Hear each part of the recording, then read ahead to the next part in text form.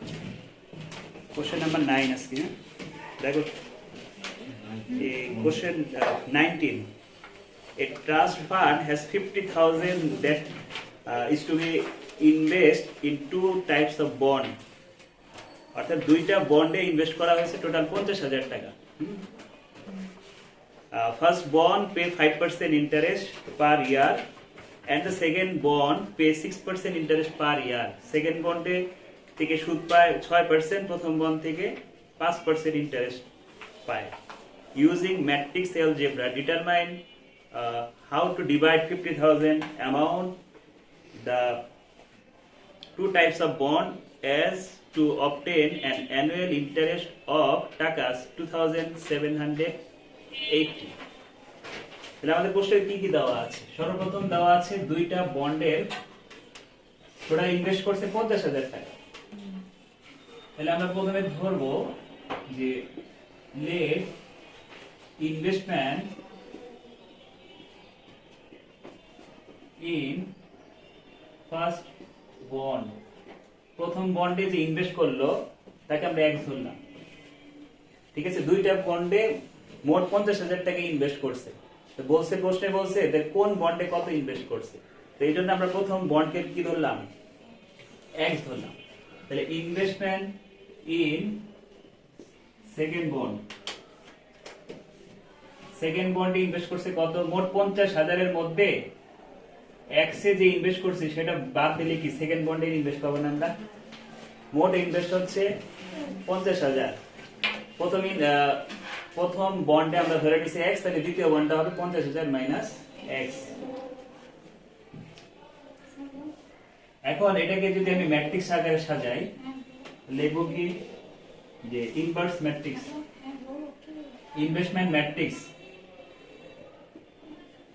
Investment matrix সাজাবো এটাকে matrix আকারে কনভার্ট করব এই জিনিসটাকে ম্যাট্রিক্স আকারে সাজাবো তো কিভাবে সাজাবো দেখো প্রথম x একটা রাশি 50,000 মাইনাস x একটা রাশি দুইটা এটাকে ম্যাট্রিক্স আকারে সাজালাম ঠিক আছে এরপরে আমাদের ইন্টারেস্ট দেওয়া ছিল না ইন্টারেস্ট ম্যাট্রিক্স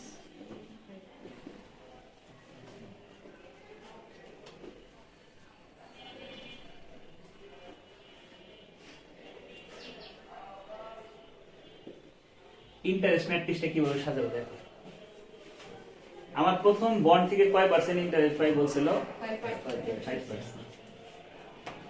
তাহলে আমরা লিখি 5% অফ প্রথম ম্যাট্রিক্স 5% কে ভেঙে লিখলে 0.05 ঠিক আছে আর দ্বিতীয় ম্যাট্রিক্স দ্বিতীয় যে বন্ড ছিল সেখান থেকে কত পায় 6% এখন প্রশ্ন হতে পারে যে আমি এটা এইভাবে সাজালাম আর এটা এইভাবে সাজালাম এবার বুঝবো কিভাবে আমাদের ম্যাট্রিক্সের গুণের নিয়ম কি ছিল যে প্রথম ম্যাট্রিক্সের কলাম যেই কয়টা হবে দ্বিতীয় ম্যাট্রিক্সের সারি ওই কয়টা হবে প্রথম ম্যাট্রিক্সের কলাম আছে কয়টা একটা দুইটা কলাম সারি একটা সারিতে দুইটা ভ্যালু আছে তাহলে দুইটা কলাম একটা সারি দ্বিতীয় ম্যাট্রিক্সও যদি তুমি এইভাবে সাজাইতে চাও যে আমি সাজালাম এরকম এটাকেও একই রকম ম্যাট্রিক্স বানালাম তাহলে গুণ দেওয়া সম্ভব হবে না কারণ কি কারণ এই ম্যাট্রিক্সে কলাম একটা দুইটা কলাম আছে কিন্তু এই ম্যাট্রিক্সেও কলাম হয়ে গেছে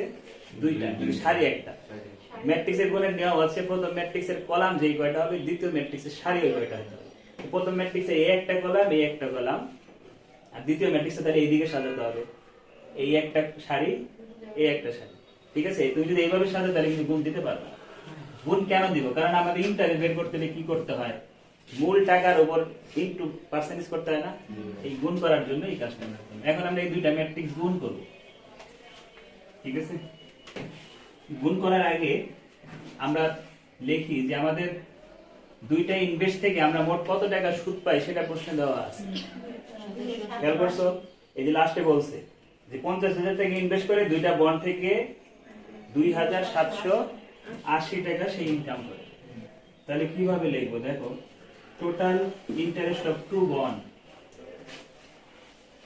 total interest of two bond, দুইটা বন্ডের ইন্টারেস্ট দেওয়া আছে কত, 2780 টাকা। এই ইন্টারেস্ট আমরা কিভাবে পাবো? এই ম্যাট্রিক্সের সাথে এটা গুণ দিলে ইন্টারেস্ট পাওয়া যাবে না? এই যে দেখো তো, এই যে x আর এই 50,000 মাইনাস x, এই একটা বন্ড এই একটা বন্ড, তাদের সাথে আমরা ইন্টারেস্ট গুণ দিব, অর্থাৎ 0.05 আর 0.06, এই দুটো গুণ দিলে আমরা কি পাবো, 2780। দেখি এখন এটাকে সলভ করি, আমরা বাকি কাজটা এই পাশে করি। গুণের নিয়ম কি ছিল? এটার সাথে এটার গুণ দিব, তাহলে দেই x এর সাথে গুণ দিব 0.05, তারপরে প্লাস এটার সাথে এটা প্লাসের সম্পর্ক না, এই দুইটা কলাম প্লাস দিলাম, এই ওর সাথে ও গুণ হবে নাকি, 50,000 মাইনাস x ইন্টু 0.06 সমান সমান কত, 2780। এখন এটাকে যদি সলভ করি, x এর ভ্যালু বের হবে না, 0.05x প্লাস এটার সাথে যখন গুণ দিব 3000 হবে, ঠিক আছে। x এর সাথে এটা গুণ দিলে minus 0.06x is equal two 2780। তাহলে এখানে কি থাকতেছে, বিয়োগ করলে মাইনাস 0.01x, আর এটা যখন ওই পাশে যাবে 3000 এদিকে আনলাম, minus 0.01x is equal two 220, এটা মাইনাস, হ্যাঁ। তাহলে আমরা এখন কি করতে পারি, x ইজ ইকুয়াল মাইনাস 220, নিচে 0.001 ভাগ করলে আমরা x এর ভ্যালু পেয়ে গেলাম না, একটা বন্ডের ভ্যালু 22,000, একটা বন্ডের ভ্যালু পেয়ে গেলাম। এই 22,000 টাকায় তুমি কি করতে পারো, এটা কি ফার্স্ট বন্ডের প্রাইস না, লিখবো, সুতরাং investment in first bond x is equal two টাকা 22,000, আর ইনভেস্টমেন্ট অফ সেকেন্ড বন্ড কত হবে,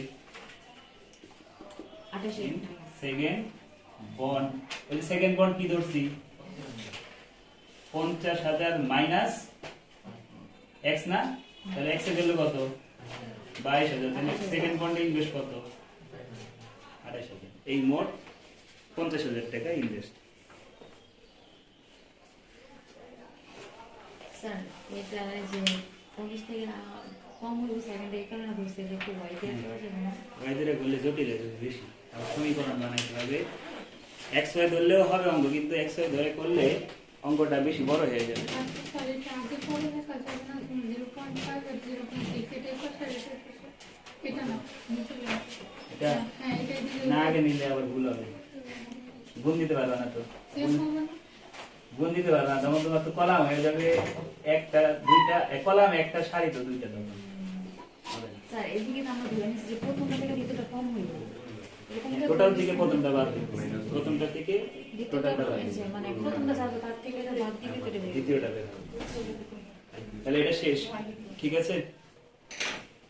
আমরা নেক্সট অঙ্কে যাব, তোলা হলে তোলে নাও।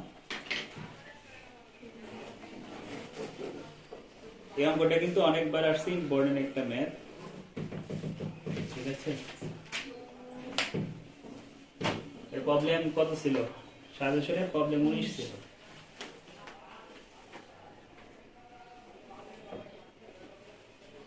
আমরা যদি x y ধরে করি তাহলে এই অঙ্কটা বড় হয়ে যাবে অনেক, এই যে 17 নাম্বার অঙ্ক যেভাবে করছি না ওরকম হয়ে যাবে, এত বড় ধরে আর দরকার নেই।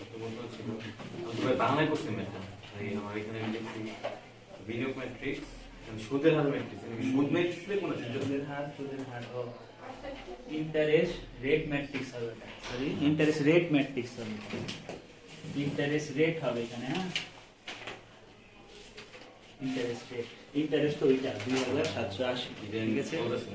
আচ্ছা, এটা কমপ্লিট। আমরা এখন 20 নাম্বার ম্যাথে চলে যাব। সবার কি হয়েছে করে এটা বইয়ে ওইভাবেই দেওয়া, বইও এই ইন্টারেস্ট রেটটা লেখা নেই, ইনভেস্টের সাথে ইন্টারেস্ট রেট গুণ করছেন, বইয়ে যেভাবে করছে আমরা ওইভাবেই করছি। আর এখন আমরা যাব কোশ্চেন নাম্বার 20 এ যাব।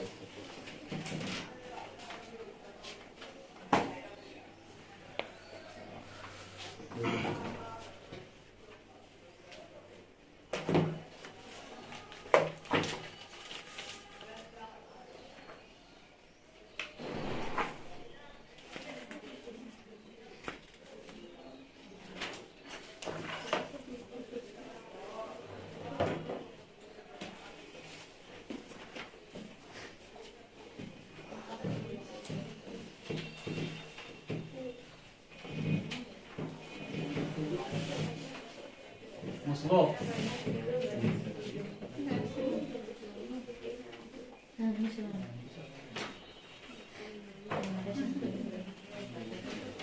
Next math 20 number question.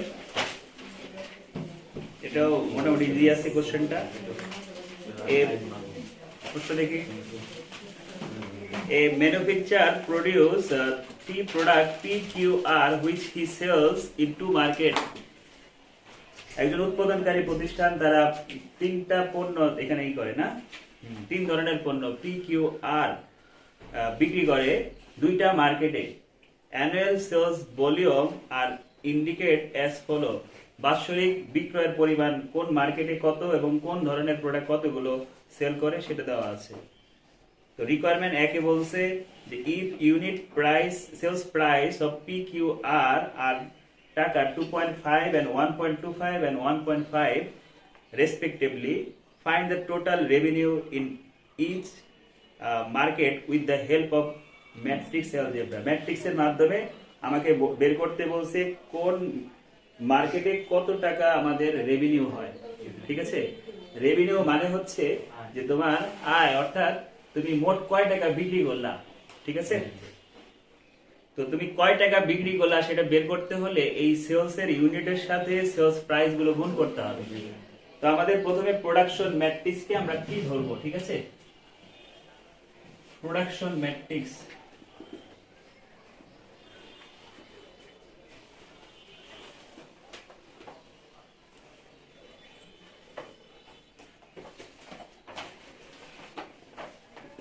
Production matrix কে আমরা কি ধরলাম, P সমান সমান এই যে টেবিল যেটা দেওয়া আছে এই টেবিলকে ম্যাট্রিক্স আকারে সাজাবো। টেবিলের মধ্যে যে মানগুলো আছে কি কি মান আছে, 10,000, 2,000 এবং 18,000।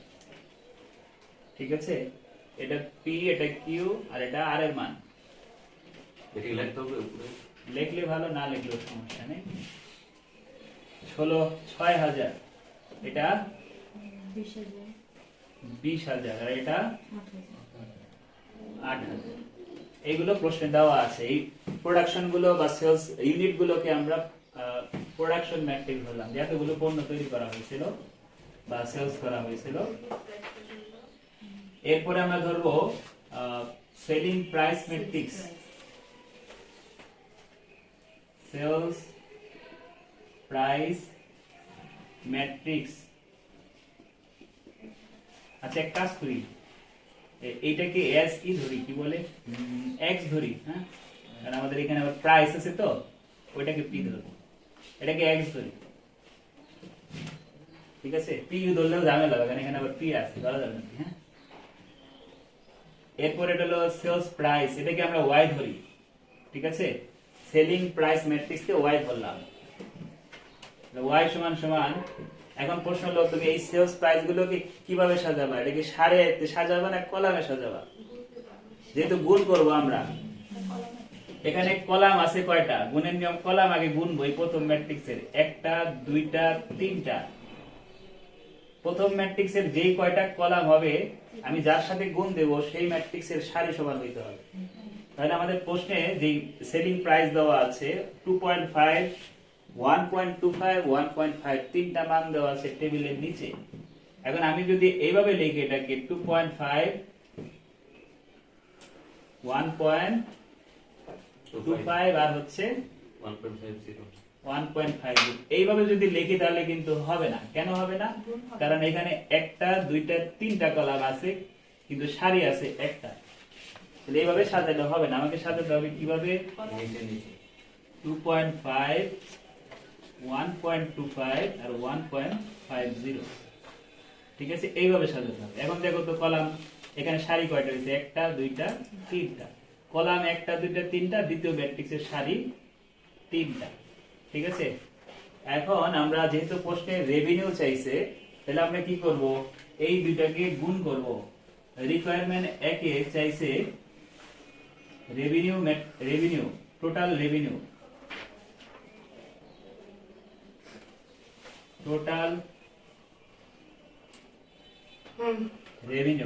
রেভিনিউ ইজ ইকুয়াল x আর y গুণ করব, x ম্যাট্রিক্স এবং y ম্যাট্রিক্স এই দুইটা ম্যাট্রিক্সকে গুণ করব। x ম্যাট্রিক্সটা তুলি 10,000, হ্যাঁ 2,000, 1800, 6,000, 20,000,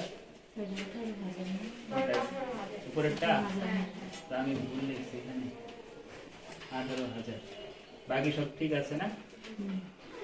এই হলো x ম্যাট্রিক্স আর y ম্যাট্রিক্স হলো 2.50, 1.25, 1.50। এদেরকে এদের সাথে গুণ দিব, এই দুটা গুণ দিলে আমি টোটাল রেভিনিউ পাবো। ঠিক আছে, তো গুণের নিয়মটা কি ছিল, প্রথমে এই কলামটা তুলতে হবে। গুণের নিয়ম এই প্রথমে এই কলামটা তুলতে হয়। ঠিক আছে, গুণ দিবে এদের সাথে, প্রথমে গুণ দিব 2.5 দিয়ে, 2.5, 0 দিলেও হবে না দিলেও হবে। ঠিক আছে, বসালাম, প্রথম কলাম কাজ করলাম। দ্বিতীয় কলাম যখন বসাবো তখন এখানে চিহ্ন দিতে হবে প্লাসের, 20 উপরে হলো 2,000 আর এটা 20,000। ঠিক আছে, গুণ হবে হচ্ছে এই 2 নাম্বারটা দিয়ে, 2 নাম্বার কলামের সাথে 2 নাম্বার সারির মান গুণ হবে 1.25, 1.25। এরপরে এই কলামের সাথে এই কলামের যোগ দিতে হয়, এটা তুলতে হয় 18 আর হচ্ছে 8,000। তারপরে কত দিয়ে গুণ দিব, 1.5 দিয়ে, 1.5 বা 1.50 গুণ দিয়ে দেখি কোনটায় কত আসতেছে। একেবারে করে ফেলে পুরোটা কত আসে, 54,500 আর নিচেরটা 52,000। ঠিক আছে, তাহলে মার্কেট একে টোটাল রেভিনিউ হলো 54,500 আর মার্কেট 2 তে হচ্ছে 52,000 টাকা রেভিনিউ হয়েছে মোট পণ্য বিক্রি করে। এটা চাইলে তোমরা দুইটা মার্কেটটা এক জায়গায় করতে পারো, আমাদের অবশ্য চাই না এই প্রশ্নে যে দুইটা মার্কেটটা একসাথে করতে না। Find the total income in each market, প্রত্যেকটা মার্কেটের আলাদা আলাদা টোটাল রেভিনিউ কত হবে। প্রতিটা করতে হবে না, হ্যাঁ প্রতিটার মধ্যে করতে হবে না, একটাই করলাম 2.5 তো করলাম না, এই প্রথম কলামের সাথে প্রথম সারির একবারই গুণ হবে। আবার করা লাগতো, আমার তো আর সামনে আর কোনো ম্যাট্রিক্স নেই, একটাই আছে। ঠিক আছে, অর্থাৎ আমরা এটাও বলছিলাম যে এই দ্বিতীয় ম্যাট্রিক্সে যে কয়টা কলাম হয় অঙ্কের অ্যানসারে ওই কয়টা কলামই হয়। ঠিক আছে, ভাইয়া একটু কমেন্ট করুন, দুইটা মার্কেটের আলাদা আলাদা মানটা জানতে চাইছি। হ্যাঁ যে প্রথম এটা হলো প্রথম মার্কেটে মোট আয় হয়েছে তার এত, এটাকে আর দ্বিতীয় মার্কেটে হয়েছে এত। দেখা দিলে হ্যাঁ আমরা তার কথাই তো লিখবই নিচে, লিখবো যে total revenue in first market, total revenue first market সমান কত, 54,500। টোটাল রেভিনিউ সেকেন্ড মার্কেট কত, 52। এটা লিখে দিও, এটা প্রথমটার অ্যান্সার। ঠিক আছে, প্রথমটা কমপ্লিট করলাম। রিকোয়ারমেন্ট 1, রিকোয়ারমেন্ট 2 তে যাব, 20 নাম্বার ম্যাথ। রিকোয়ারমেন্ট 2 তে বলছে if the unit cost of the above 3 commodities are 1.8, 1.2 and 0.80, তিনটা মান দেওয়া আছে। কি বললাম যে তিনটা কমোডিটি বা তিন ধরনের যে দ্রব্য পি কিউ আর এই তিন ধরনের দ্রব্যের খরচ কত হয় সেটা প্রশ্নে দিছে। আমার কাছে চাইছে ফাইন্ড দ্য গ্রোস প্রফিট, মোট লাভ কত। মোট লাভ আমরা কিভাবে পাবো? দ্রব্যের মোট আয় থেকে ব্যয় বাদ দিব, ঠিক আছে? এই যে আয় বের করে রাখছি, এখন আমরা আগে ব্যয় বানাবো, ব্যয় বানানোর পরে আমরা গ্রোস প্রফিট বের করব। তাহলে লিখি এগেন দিব এখন, হ্যাঁ, again cost matrix, again cost matrix, cost matrix requirement 2। দেখি কস্ট ম্যাট্রিক্স, কস্ট ম্যাট্রিক্স কে আমরা z ধরলাম, ঠিক আছে? তো এই কস্ট ম্যাট্রিক্সটা কি কি ম্যাট্রিক্স আকারে সাজাবো? কস্ট দেওয়া আছে প্রশ্নে, কস্ট কি কি দেওয়া আছে দেখো তো। একটা হলো 1.8, তারপরেরটা হলো 1.2, তারপরেরটা হলো 0.8। এখন আমাদের কাছে চাইছিল কি গ্রোস প্রফিট। গ্রোস প্রফিট বের করতে হলে সর্বপ্রথম টোটাল কস্ট আগে বের করতে হবে। টোটাল কস্ট, টোটাল কস্ট কিভাবে পাবো? এই প্রোডাকশনের সাথে অর্থাৎ এক্স ম্যাট্রিক্সের সাথে এই জেড ম্যাট্রিক্স গুণ করব। কস্ট প্রোডাকশন ইউনিটের সাথে আমরা এই কস্ট গুলো গুণ করলে টোটাল কস্ট পাবো।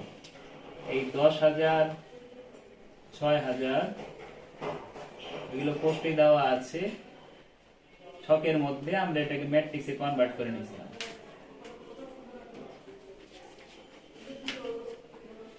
এগুলো প্রোডাকশন ইউনিট বা সেলস ইউনিট, এর সাথে কস্ট গুলো গুণ করব,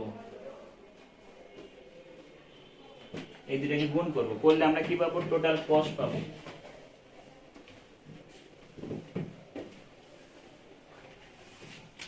তাহলে এইগুলোকে গুণ দেই, মাত্র যেভাবে গুণ করলাম।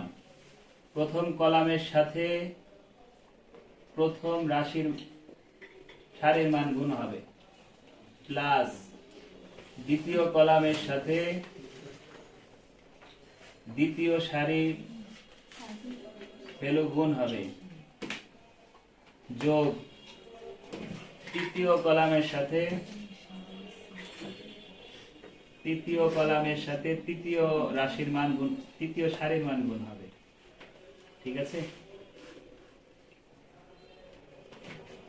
নেক্সট এগুলো গুণ করে দেখি কত আসে।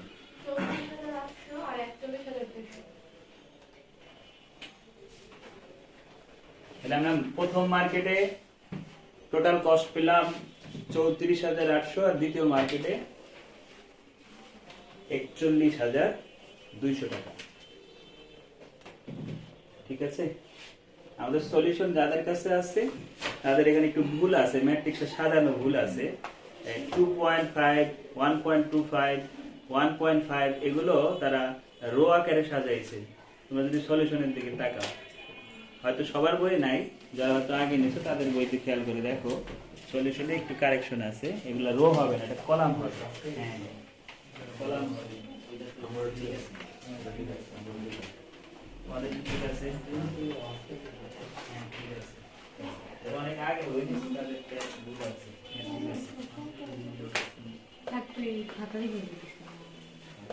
আমাদের মনে ভুল আছে।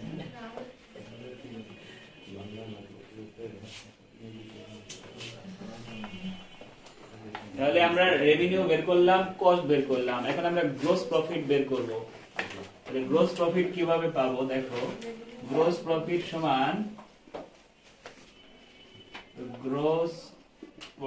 সমান total revenue minus total cost. জায়গা কম দেখে আমি শর্টকাটে লিখলাম, total revenue minus total cost. তো টোটাল রেভিনিউ প্রথম মার্কেটে কত ছিল? একটু আগে করছি 54,500, দ্বিতীয় মার্কেটে ছিল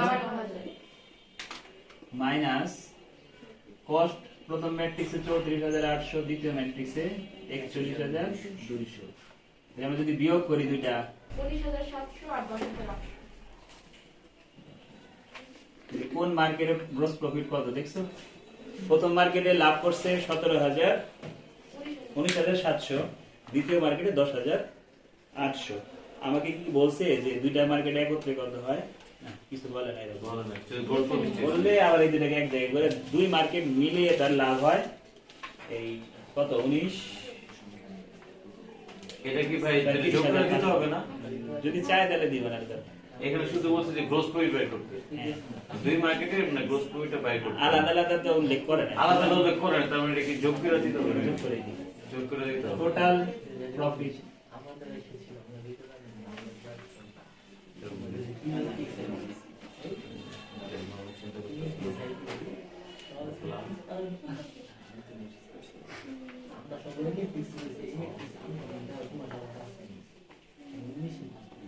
উনিশ 19,700 আর হলো 10,800। এই দুইটা মার্কেট মিলে মার্কেট 30,500 বাংলাটা কি হবে ভাই? দুইটি মার্কেটের মোট মুনাফা, 30,500 দুটি মার্কেটের দুটি বাজারের মোট মুনাফা।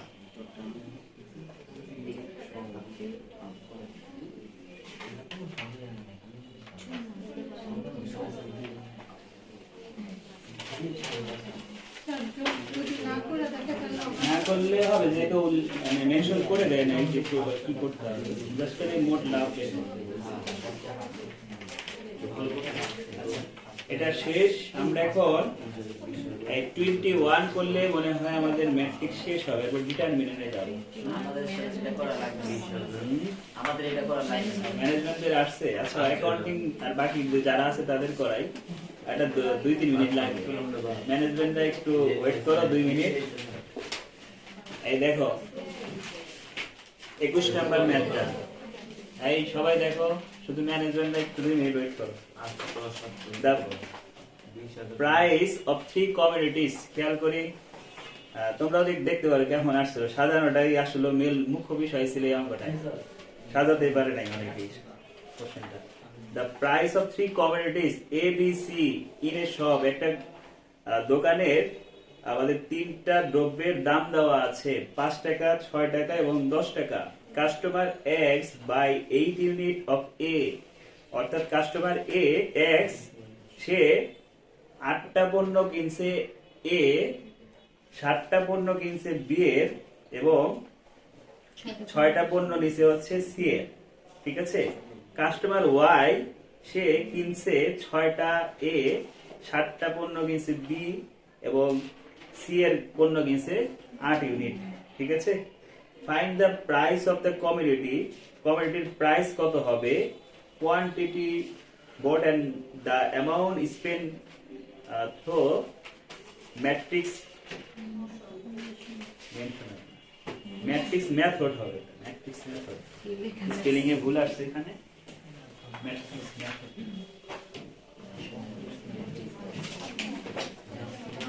তো আমরা এখন প্রাইস ম্যাট্রিক্স কে এখানে পি ধরতে পারবো। আগেরটা ধরি নাই কারণ আগের অঙ্কে P Q R already question ছিল, দেখে পি কিউ না ধরে এক্স ওয়াই জেড ধরছি। Question number 21, let price matrix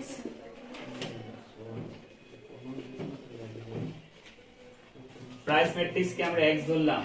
আচ্ছা এখানে সাজায় ফেলি, সরি p তো না, x y ধরলে সমস্যা নেই। হ্যাঁ, তো প্রাইস ম্যাট্রিক্সটা সাজাই। প্রাইসটা কি কি ছিল, 5 টাকা, 6 টাকা আর 10 টাকা, ঠিক আছে। প্রাইস ম্যাট্রিক্স সাজালাম। তারপর কোয়ান্টিটি ম্যাট্রিক্স,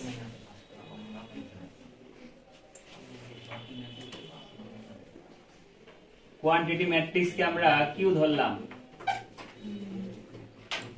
কোয়ান্টিটি ম্যাট্রিক্স দেখো, এই যে কাস্টমার এক্স সে কোনটা কয়টা কিনছে, কাস্টমার এক্স সে প্রথমেই 8টা, 7টা, 6টা পণ্য কিনছে এক্স, ঠিক আছে। আর কাস্টমার ওয়াই সে 6টা, 7টা এবং 8টা পণ্য কিনছে। তোমরা এটা মেনশন করে দিতে পারো, এগুলো হলো এক্স এর, সরি এটা হলো এ পণ্য, এটা হলো বি পণ্য, এটা হলো সি পণ্য, আর এটা হলো কাস্টমার এক্স আর এটা কাস্টমার ওয়াই, এগুলো মেনশন করে দিতে পারো। এখন আমাকে শুধু জানতে চাইছে কখন কখন কখন কখন প্রাইস, কস্ট এগুলো সবসময় রো আকার এই একটা কলাম হবে, ঠিক আছে। আর কোয়ান্টিটি গুলো এগুলো আমরা সারি আকারে সাজাবো, ঠিক আছে। প্রাইস, কস্ট এই দুটোকে একটা রোতে সাজাবো, ঠিক আছে। আর কোয়ান্টিটি থাকলে এগুলোকে কলাম আকারে সাজাবো, এই রো আকারে সাজাবো। এই যে প্রথমটা লিখছি প্রথম কাস্টমারের, দ্বিতীয় কাস্টমারের। তো এখন আমাদের বলছে যে প্রথমে চাইছিল প্রাইস ম্যাট্রিক্স, তারপরে ছিল কোয়ান্টিটি ম্যাট্রিক্স, সেটাও দেখালাম, এন্ড অ্যামাউন্ট স্পেন্ড, কত টাকা খরচ হয়েছে। তো আমাদের এই প্রাইসের সাথে কোয়ান্টিটির গুণ দিব, ঠিক আছে। প্রাইসের সাথে কোয়ান্টিটির গুণ দিব। তো কোয়ান্টিটি ইনটু প্রাইস, আগে দ্রব্যের পরিমাণ থাকবে, তারপরে দাম থাকবে। টোটাল স্পেন্ড বা টোটাল কস্ট, স্পেন্ডটা দিলেই ভালো হয়, কস্ট বললে তো আবার কস্ট ম্যাট্রিক্স লাগে। টোটাল স্পেন্ড, যেটা বসানো থাকবে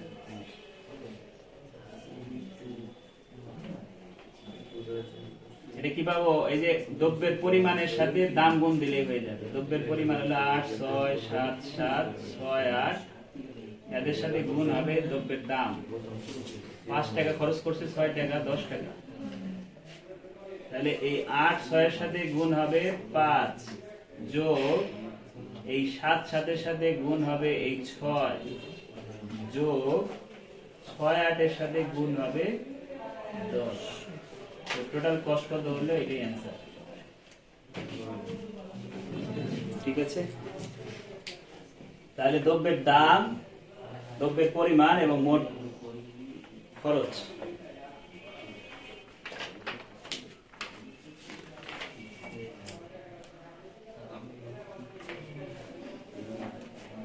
আমাদের কি আরো একটা ক্লাস আছে রুটিন অনুযায়ী? এটা না আজকে?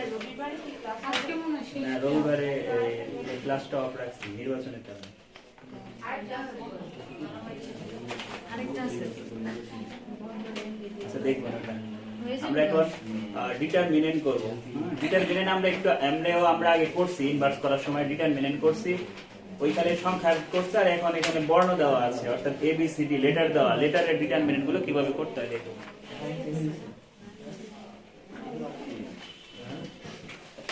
ওটা নিচে তো ট্যাক্স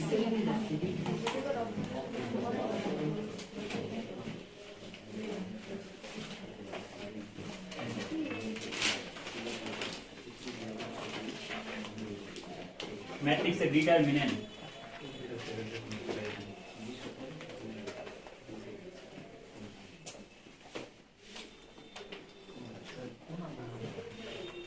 দেখো প্রথম যে ডিটারমিনেন্টটা, প্রথম কোশ্চেনটা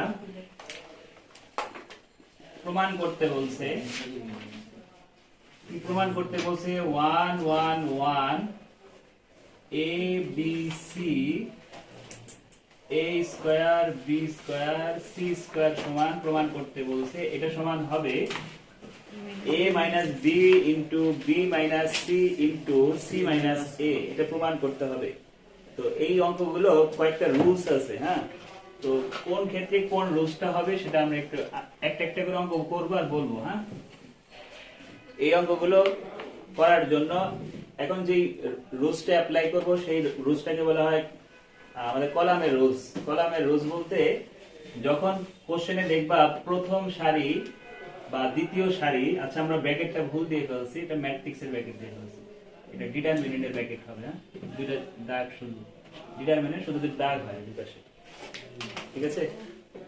তো যেটা বলতেছিলাম যে আমরা যদি কোন ডিটারমিনেন্ট দেখি প্রথম সারিটা বা দ্বিতীয় সারি বা তৃতীয় সারি, অর্থাৎ প্রত্যেকটা সারি, যে কোনো সারিতে যদি দেখি যে 1 আছে, ঠিক আছে, যদি কোন ডিটারমিনেন্টের প্রথম সারি বা দ্বিতীয় সারি বা তৃতীয় সারি ভ্যালুগুলো 1 হয়, এটা যেমন প্রথম সারিতে 1 আছে, এরকম দ্বিতীয় সারিতেও থাকতে পারে, তৃতীয় সারিতেও থাকতে পারে, যে কোনো একটা সারিতে থাকতে পারে বা একাধিক সারিতে থাকতে পারে। তখন আমরা যে রুলসটা অ্যাপ্লাই করব সেই রুলসটা হলো এরকম: প্রথম কলাম থেকে দ্বিতীয় কলাম বাদ দিব, অর্থাৎ প্রথম কলাম কি এখানে 1 আর দ্বিতীয় কলাম কি 1, তাহলে 1 থেকে 1 বিয়োগ করব, ঠিক আছে। a থেকে b বাদ দিব, a স্কয়ার থেকে b স্কয়ার বাদ দিব, ঠিক আছে, এটা হলো প্রথম কলাম থেকে দ্বিতীয় কলাম বাদ দিলাম। এরপর আবার যখন দ্বিতীয় কলামের কাজ করব তখন দ্বিতীয় কলাম থেকে তৃতীয় কলাম বাদ দিব, তাহলে 1 মাইনাস 1 বি মাইনাস সি আর B square minus C square. এরপর তৃতীয় কলাম যখন করব তৃতীয় কলামের সামনে কি আর কলাম আছে? না। নাই, তাহলে এটা কিছুই করা যাবে না, এটাকে এইভাবেই রেখে দিব।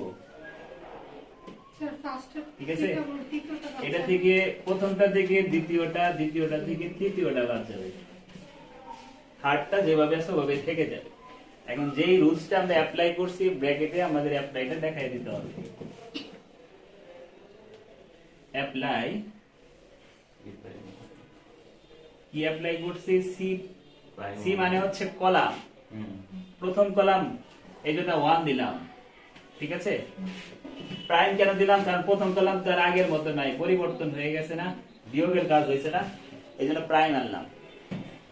কলাম নাম্বার 1 এটাতে কাজ করছি, কি করছি? বিয়োগের কাজ করছি, দেখে এখানে প্রাইম আনলাম। ঠিক আছে, এটা কিভাবে পাইছি সেটা এখানে দেখাই দিতে হবে। আমরা কিভাবে পাইছি এই কলামটা? প্রথমটা থেকে দ্বিতীয়টা বাদ দিয়ে না, দেখো column number 1 minus column number 2। তারপরে দ্বিতীয় কলাম যখন কাজ করছি তখন কি করছি? দ্বিতীয় কলামের মান থেকে এই যে এটা পরিবর্তন হয়েছে না, বিয়োগ করছি না, এই জন্য প্রাইম দিলাম। তাহলে দ্বিতীয় কলাম থেকে তৃতীয় কলামের মানটা আমরা বাদ দিছি। ঠিক আছে, এই সাইড নোটটা দিতে হবে।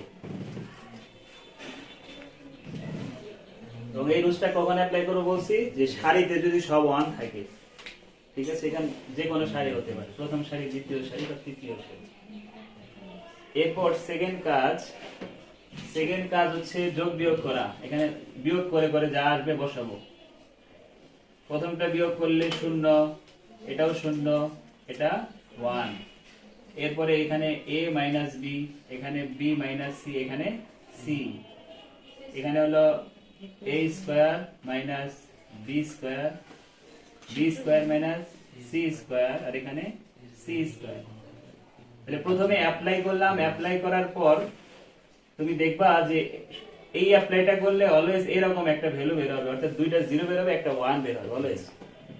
তো এই 1 বরাবর সারি এবং কলামকে বাদ দিব।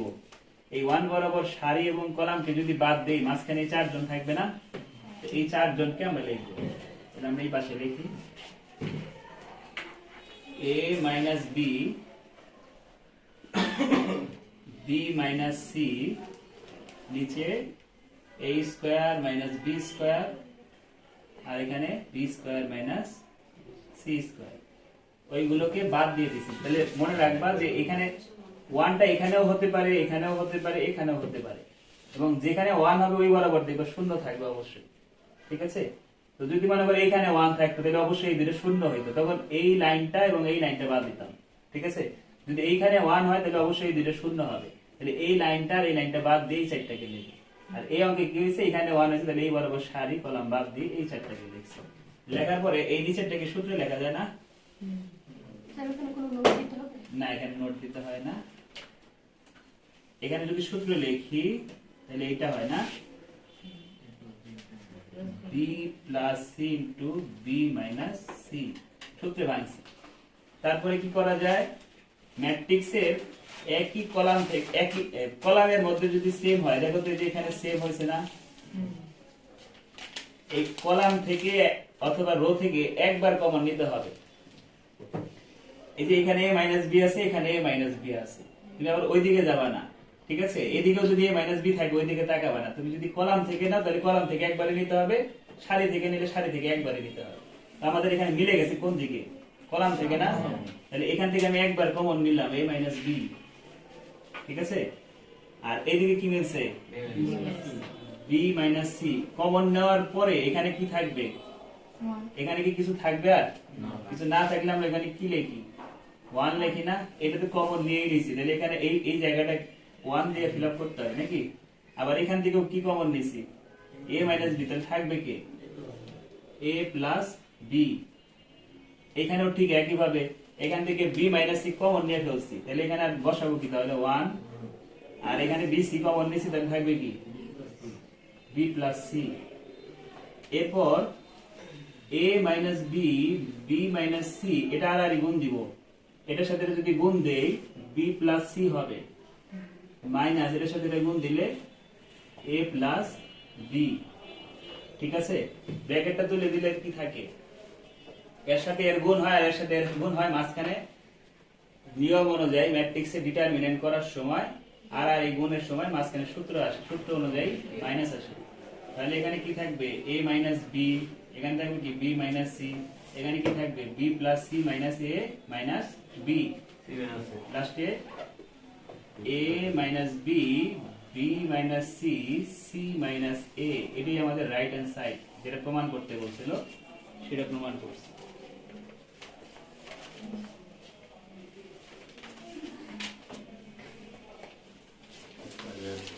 এই পর্যন্ত দেখা শুরু হয়,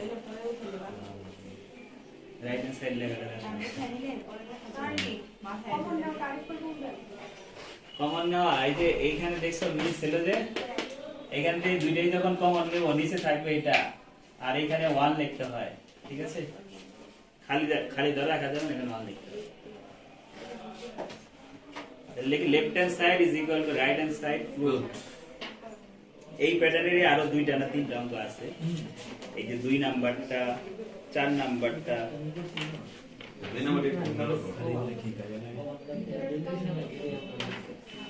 আচ্ছা এখন 2 করব, ঠিক আছে। হুম, 3 স্যার যখন রো 1 1 থাকে তখন এই রুলসটা হবে না? হ্যাঁ, রোটা 1 1 থাকবে। যে এখন যেটা করব এটা এটা স্যার ওই সাইডে সাইড নোটটা হ্যাঁ অবশ্যই দিতে হবে, অ্যাপ্লাইটা দিতে হবে। আচ্ছা শেষ করেছি সবাই, আমরা পরেরটা দেখব। পরেরটা দেখে মনে হচ্ছে একই, আসলে একই, কিন্তু কমনটা একটু অন্যভাবে দেখেন। এটা মুছে দিলাম। হ্যাঁ, কোশ্চেন নাম্বার 2,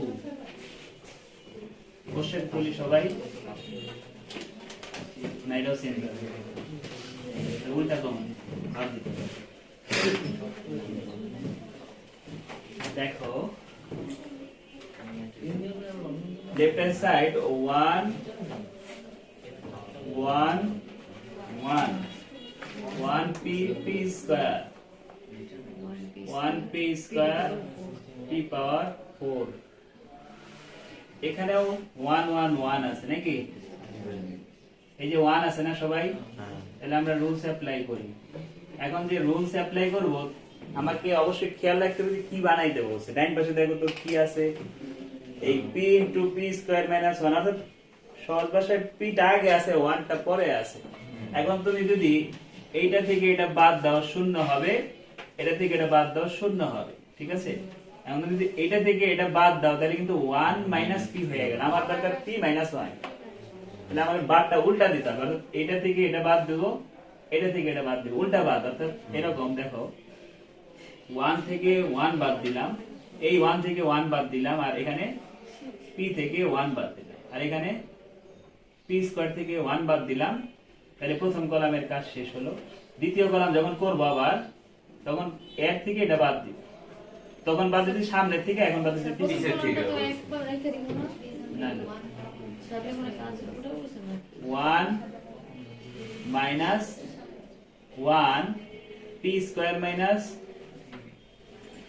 p আর p পাওয়ার 4 মাইনাস p স্কয়ার। আগেরটাই আগে সামনে বাদ দিছি, আর এখন পিছন দিকে বাদ দিছি। হ্যাঁ, আগে এটা থেকে এটা বাদ দিছি, আর এখন এটা থেকে এটা বাদ দিয়ে বসাইছি। তাহলে প্রথম ঠিক আছে, আছে তাই না আর এটা যে বাদ দিবা তার আগেরটা তো নাই, বাদ দেওয়া, এটা যেভাবে আছে ওই থেকে যাবে। ঠিক আছে, তাহলে এখানে অ্যাপ্লাই কি করছি, এখানে কি শিটে বলতে আছে? তো সেটা তো আপনি কোনটা কোনটা করতেছেন, আপনি প্রথমটা তো রাখবেন, তারপর দ্বিতীয়টা থেকে তৃতীয় না, এর প্রথম থেকে দ্বিতীয় হয়ে যাবে। দেখো দ্বিতীয় কলাম থেকে প্রথমটা বাদ এটা তো দিছি। হয় না না। তাহলে তো সব প্রথমে ধরে ছিল। অ্যাপ্লাই। স্যার আগেরটার মতন করে যদি উল্টাই তাহলে আগেরটা তো লাস্ট ওইটা সেম ছিল, তাহলে এটা উল্টাই দিলাম। অ্যাপ্লাই করছি কলাম 2, কলাম 1 কিভাবে পাইছি, কলাম 2 থেকে কলাম 1 টা বাদ দিছি, আর কলাম 2 কি পাইছি, কলাম 3 থেকে কলাম 2 বাদ দিছি। ঠিক আছে, এরপরে এখানে যদি বসাই তাহলে কি আসতেছে দেখি 0, তারপর এখানে 0, এখানে 1, এখানে কি থাকতেছে p মাইনাস 1, এখানে p স্কয়ার মাইনাস p, এখানে কি p স্কয়ার, এখানে কি থাকতেছে p স্কয়ার মাইনাস 1, p পাওয়ার 4 মাইনাস p স্কয়ার, p পাওয়ার 4।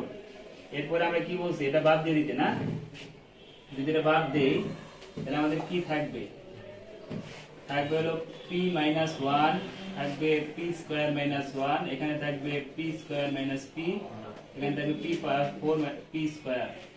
ঠিক আছে?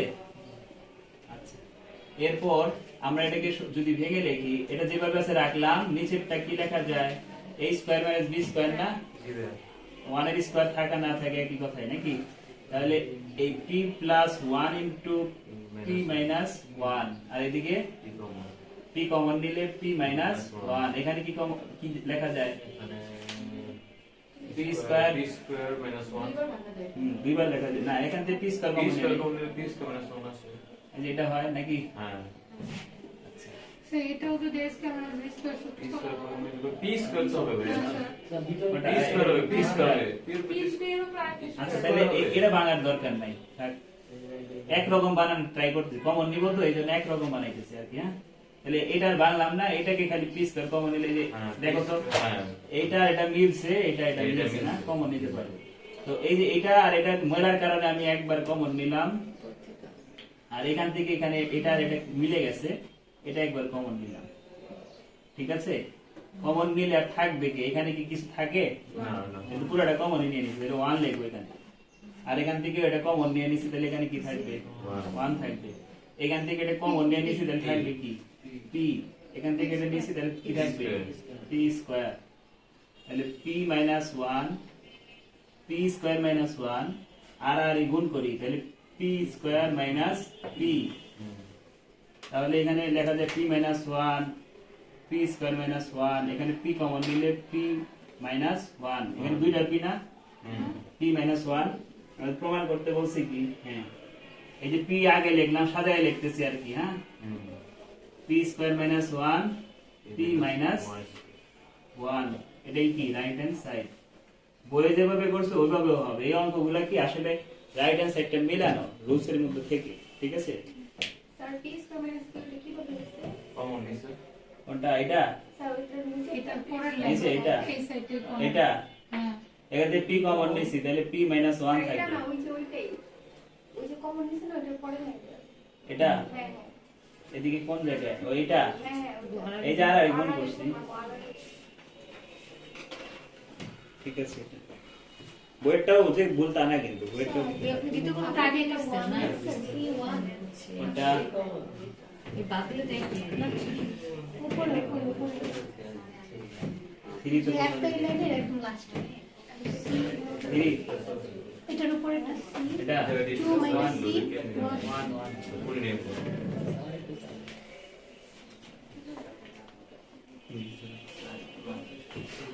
রুলটা, এটা তো রুলটা, তো এটা হয়ে গেছে, এখানে যে হয় ডি স্কয়ার আছে, সরি দুইটা তো এটা না,